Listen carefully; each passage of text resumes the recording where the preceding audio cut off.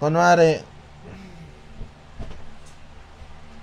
nasa mall ka, tapos, alam mo naman sa dugo natin, may ano, di ba?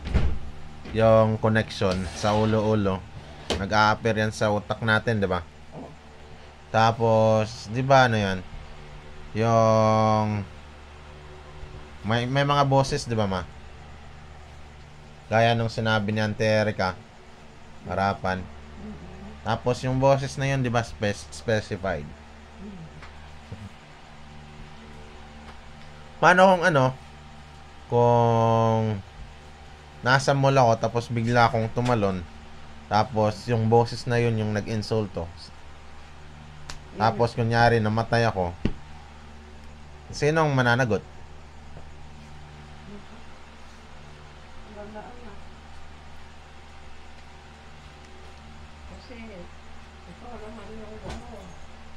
Di ba? Pero yan ang tinatawag na naman, clean homicide case, di ba? Pero kung boses yun ni Uncle Fred, sa kanya yun. Oh, kung boses yun ni Uncle Fred, sa kanya yun ma. Hindi naman malalaman yung anak ko kasi sarili mo naman ako. Pero, alam mo, ikaw ma, kung ikaw, alam mo, siya yun.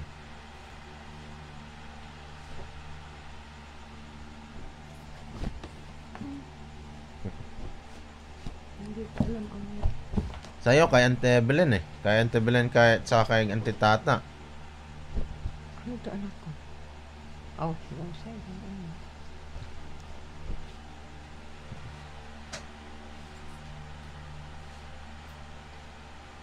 Bigla-bigla mong nalalaman kung may naipopost ako eh. Di ba ma?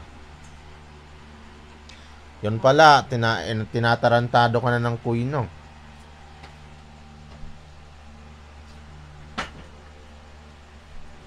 Dapat mapatay na rin yan talaga man. Salot eh.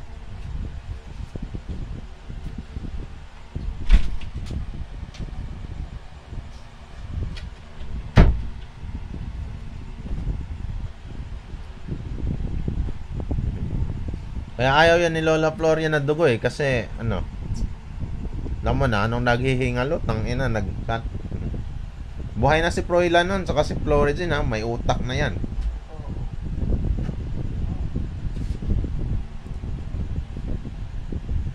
Tangina, nagpabuhay pa sa pamilya natin, killer pala. Magpapasko ha. Sa atin yan maghihingi ng ano eh. Panghanda.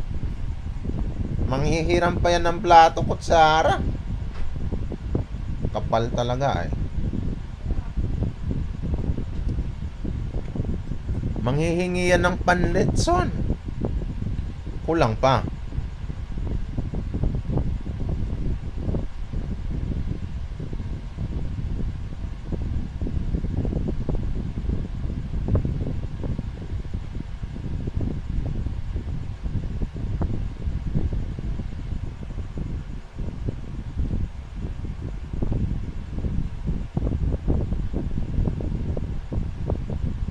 Sayang, good looking pero mamamatay tao. Isipin mo to hindi nila inisip na si Papang gumawa niyan ng bahay. Tapos papatayin lang nila tayo.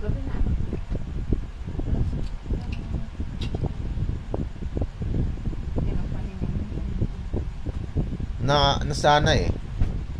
Ito pa, mga-hire siya ng driver. Wow. Di niya sweldohan kay dili sila buhay.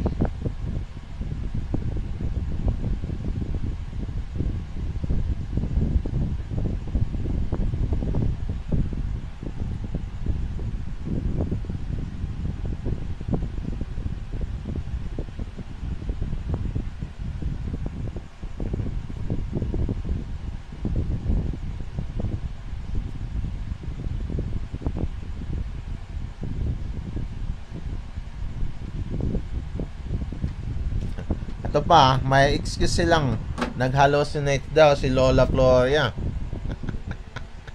bago namatay. Buti na lang, ano si Hector si Bibi Lope. Saka si Dudong. Old trick na nila yung ano, hallucination. Nag-hallucinate lang ka, namalikmata lang ka, di ka buhay, patay ka na. Kasi si Bibi Lope straightforward. Hindi siya yung may ill intention.